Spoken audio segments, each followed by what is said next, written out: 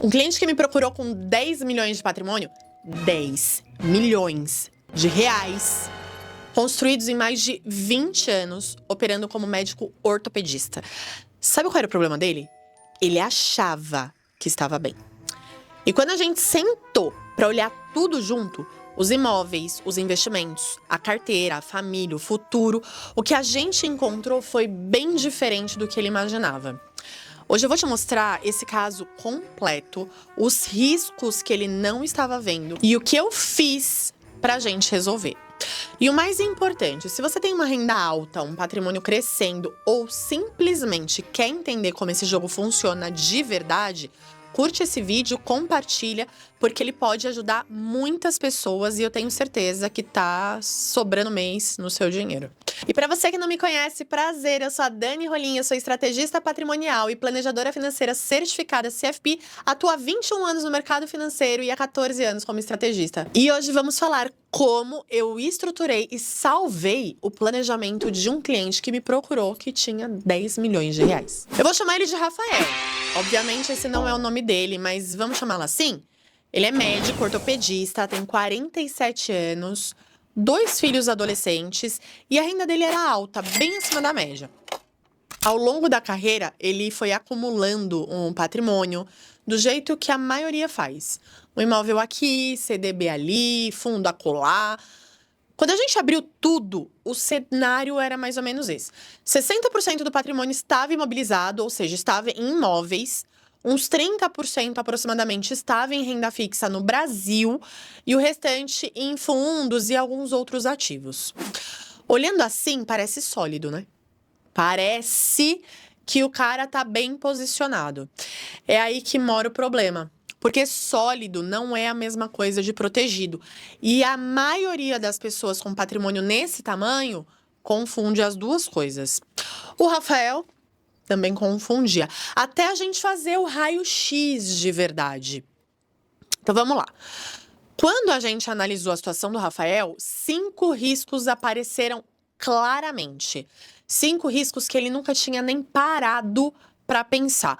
O primeiro dele, e é o que eu falo sempre aqui para vocês, todo o dinheiro, todo o patrimônio estava no Brasil. Nenhum centavo lá fora. Pensa comigo, se o real desvaloriza forte, se tem uma crise política, se os filhos dele decidem estudar nos Estados Unidos ou na Europa, tudo isso vai custar em dólar.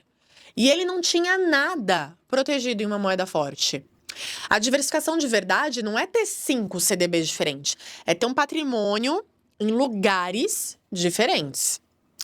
O outro risco era patrimônio imobilizado demais, imóvel demais. 60% do patrimônio estava imobilizado. Parece conservador, parece seguro, mas imóvel tem um defeito enorme. Ele não tem liquidez. Se o Rafael precisasse de 2 milhões de reais amanhã, uma emergência, uma oportunidade, um processo, ele não conseguiria vender metade do apartamento. Simplesmente não funciona assim. Imóvel é bom, mas imóvel demais trava o patrimônio.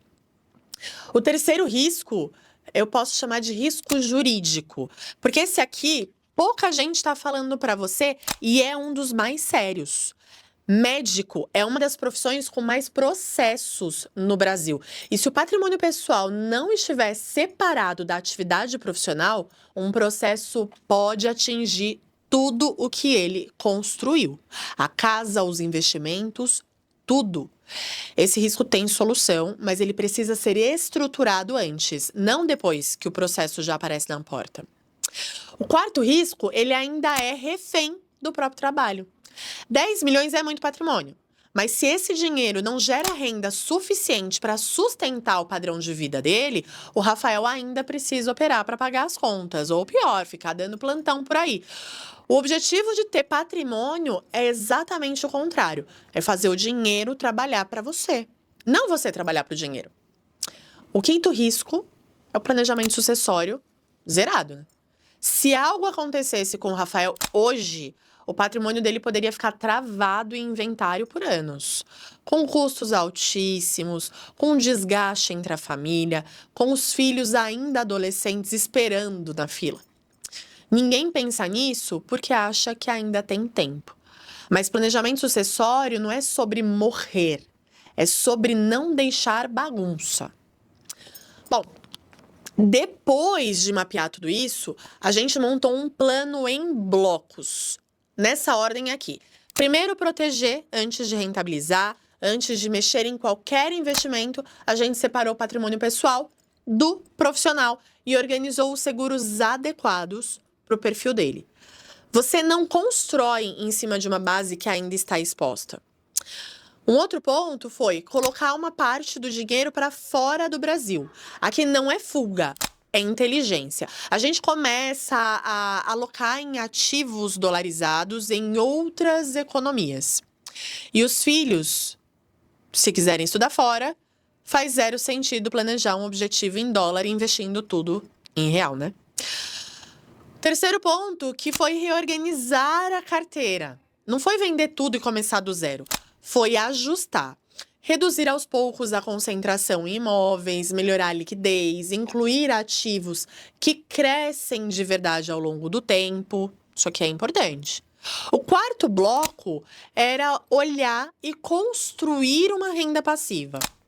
O objetivo final é que o patrimônio do Rafael gere renda suficiente para ele trabalhar por escolha e não por necessidade, porque isso muda completamente a relação que ele tem com o trabalho.